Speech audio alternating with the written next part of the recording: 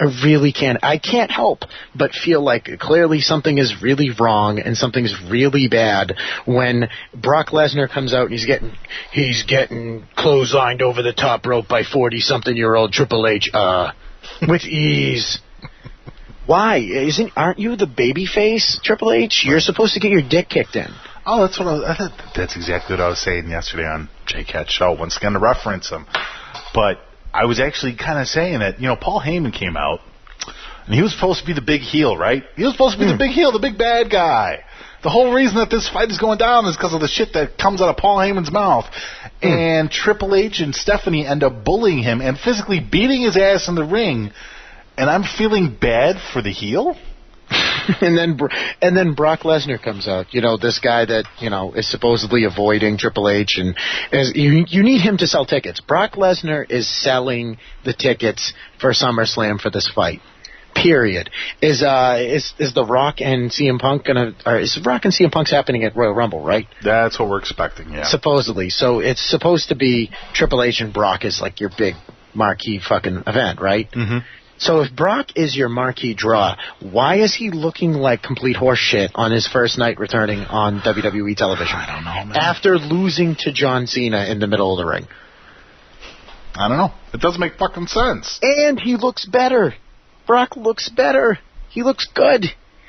Shouldn't Brock have walked out there looking way better without his fucking shirt on, and the announcers say, wow, it looks like Brock Lesnar's really been, he's really been hitting the gym hard and taking Triple H serious after his loss to John Cena at, whatever the fuck the pay-per-view event was, because I don't even remember anymore.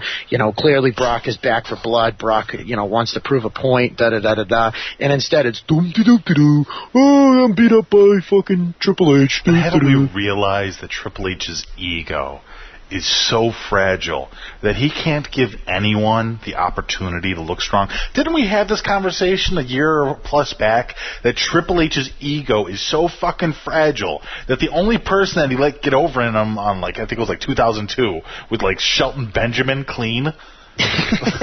It was really depressing because I think it was Horseman that came up with the stats of the people that have actually cleanly beat Triple H, and it was in 10 years, right? It was pretty much Shawn Michaels, Undertaker, and Batista, probably, right? I think Randy Orton even got a clean win, and then Shelton Benjamin, the only person that wasn't in his fucking clique, it was a goof. So now you bring in Brock Lesnar, this guy who's coming from all the steam of UFC, being a former UFC champion, being a former WWE champion, looks good, looks huge, is playing the role of the monster perfectly, even though Cena can't sell a fucking punch to the head to save his fucking soul. Now you put him up against Triple H, and now what do? Oh, well, we can't have that. We can't have anybody looking stronger than Triple H. No, he's the king of kings, Joey. Fuck. Oh, man. Wrestling is scarcely faker than when Triple H is in the ring. It's scarcely more fake, I should say, than when he's in the ring. Because you think about it, you're like, why in God's name is Brock Lesnar not kicking the shit out of this guy? This dude doesn't even fucking have matches. Yeah. He doesn't have matches. He hasn't had with the exception, when's the last match Triple H had? WrestleMania, right? Yeah. So why wouldn't it be believable to say, there's a lot of ring rust on Triple H. Triple H is so focused on the inner workings of the business. He should be careful when he steps into the ring with Brock Lesnar. He's a trained killer. Triple H is now a father, this and that. It's fine to say these things. You have to say these things to get both of the guys over to the point that people care. You can't just sit there and go, oh, that guy's scary. He's perfect. Oh, and look at this guy, too. He's unbelievable. It's like, yeah, it's okay. But they're terrified of that. See, they're happy. They are ecstatic to bring up the fact that Triple H is now a father. He's the son of Vince McMahon. He's the son-in-law. He's the son that Vince always wanted. Yeah, instead of his actual son, who wasn't a piece of shit. Shh, we don't mention thou who shalt not be named. We don't mention Shane McMahon, who hurt himself. Shane McMahon Voldemort.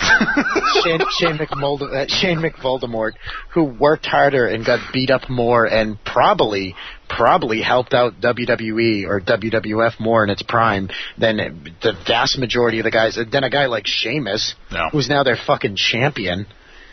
My God. If Shane McMahon beat Sheamus for the heavyweight title, I wouldn't even flinch.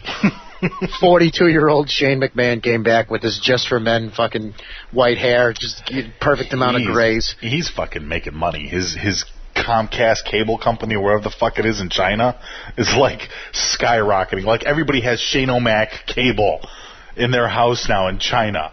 That's great. Good for him. Oh yeah, no, he's making his own money, He's a good dude. I mean, honestly, I cannot think of anybody who said anything negative about him once. Yeah.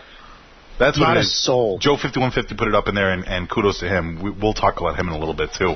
It's like broadband cable, like internet services and shit. Has anybody, and maybe I'm I just haven't heard it. Has anybody heard anybody say really bad things about Shane? Not once. I've never heard anything. I've never, I've followed it pretty closely, and I know a lot of people. I've never heard somebody say, oh, that guy's kind of a dick. Nobody. No one. Yeah. Everybody says that Stephanie McMahon is a delusional fucking cunt that lives in space, and Triple H is clearly a manipulative fucking sociopath that's leaving babies in this broad because he's that obsessed with wrestling and wants to be a billionaire. But nobody has a goddamn negative thing to say about Shane McMahon. Not a single one. Do you think that's why he got away from the family? I'm just saying. I'm not a guy. I was raised single. I don't have any brothers or sisters and stuff like that. But do you think for a second Shane McMahon took a look at his mother, took a look at his father, took a look at his sister and her husband, and said, wow, I am not going to raise a family around this fucking place. I'm going to China.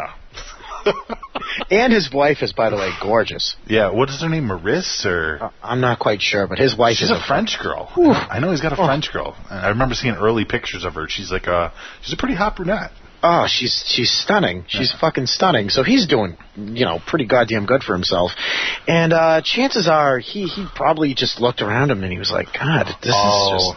You're going to love this. Horseman just gave me some information. He said, Mish, tell Joey that Bret Hart did bash him in his book, claim that Shane goosed his wife in a bar. Oh, suck my fuck you, Bret Hart.